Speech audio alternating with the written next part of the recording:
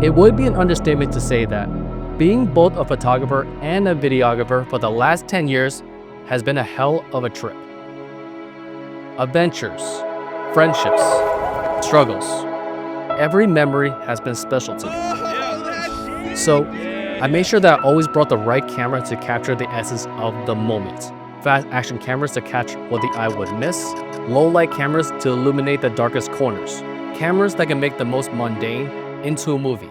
But I always wanted one camera that I can rely on to capture every situation as good as my eye can see. One to do it all.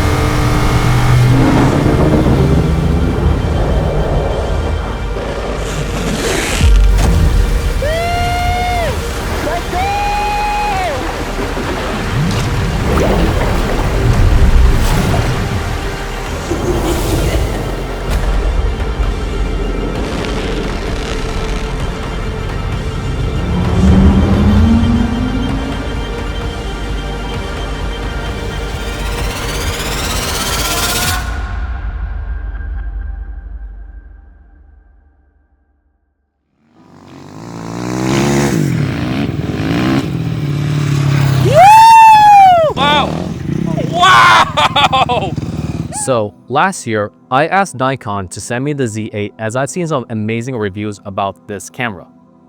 And after using it for most of the year, I've been nothing but blown away by its performance. So when my friends Han and Fritz asked me to go road trip around Utah, which is full of amazing sites all over the state, I thought it was the perfect time to use the Z8 and make a cinematic video based off the footage captured. So I'm going to give you some of my thoughts on this camera and some behind the scenes on how it performed on this trip. So with travel cinematic videos, half the shoot is planned and half the shoot is completely freestyled. You might have an outline or a storyboard, but you gotta work with whatever shows up that day.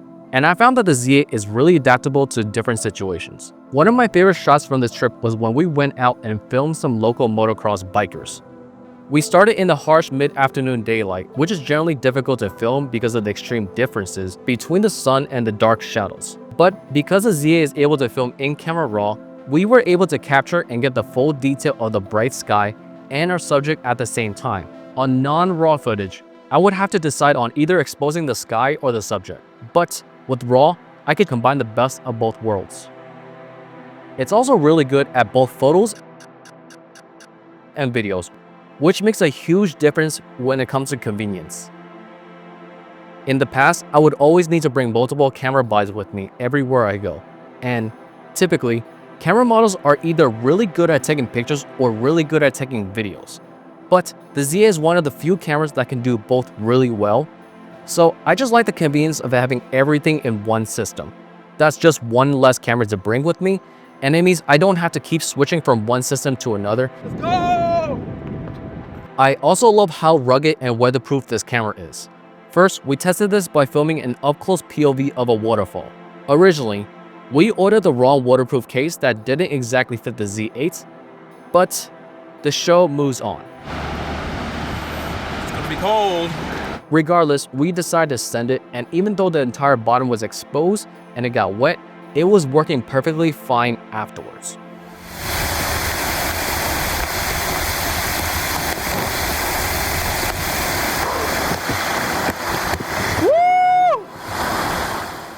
Not only does it do well in wet environments, but it does well in dry conditions. I brought it onto a car shoot where the environment had an incredible amount of dust. This is a bit of a nightmare for a lot of cameras, but this is also where weather sealing came in handy, as nothing got into the system. I cannot believe it's still working right now. This is incredible. The outside got very messy, but with a little cleaning afterwards, it was good to go. Now, this is something I didn't really focus too much on this trip, but I can't go without talking about how the Z8 performs with photos. There's a lot of features, and this video would be very long if I went through every single detail, so here's a few highlights that I like. It can shoot up to 120 photos a second, and it has something called pre-capture, which allows users to capture images before they fully press the shutter button. So I can capture images even beyond my own reaction time. And the autofocus? With 493 autofocus points, it really can't miss. Overall, it's got all the components that makes it really difficult to miss a shot. Just for fun, we did a POV match cut of the Z8 in different scenarios, so we rigged this and shot a bunch of different scenes with the camera in one fixed placement. This was a technique we wanted to do for the longest, and we had so much fun during the process. This entire project was a success, and I gotta say, the Z8 did not disappoint as it excelled in every environment we put it through.